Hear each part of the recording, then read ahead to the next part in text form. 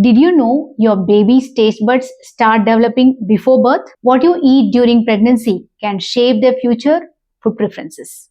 When I was pregnant, I had to manage my nutrition all on my own. No much online shopping those days, just walks to get some fresh ingredients.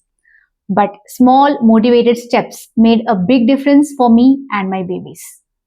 Welcome back to Beyond Words with Indu, your space for parenting tips, self-care and supporting every child, including those with special needs.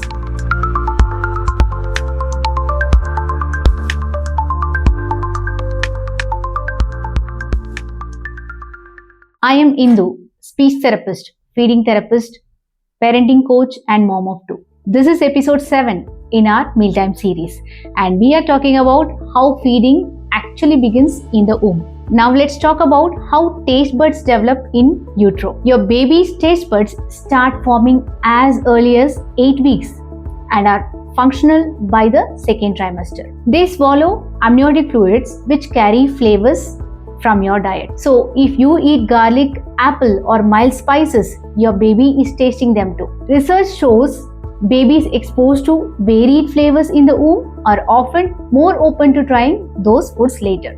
And this makes introducing solids much easier. Now, the influence of mother's diet.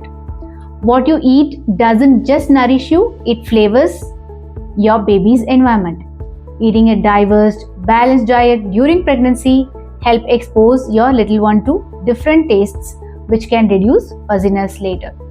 Back in my pregnancies, I manage on my own, but I try to include a mix of fruits, veggies, greens, and mild spices every day.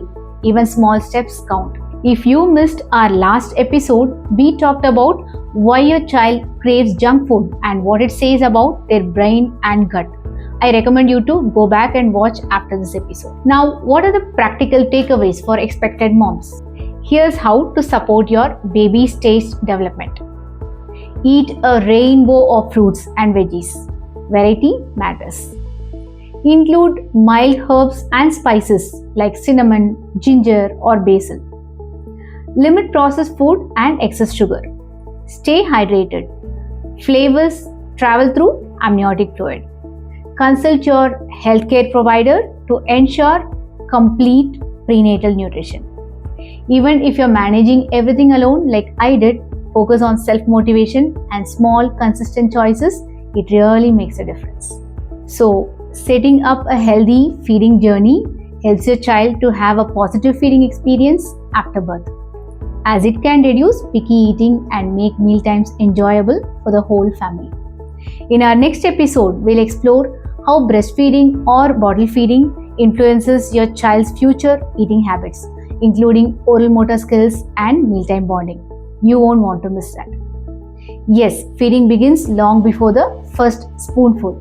It starts with your meals during pregnancy. If this video helped you, like, share with mom-to-be and subscribe to Beyond Words with Indu for more practical parenting tips. Let's raise a generation of healthy, happy kids inside and out and make mealtimes joyful again.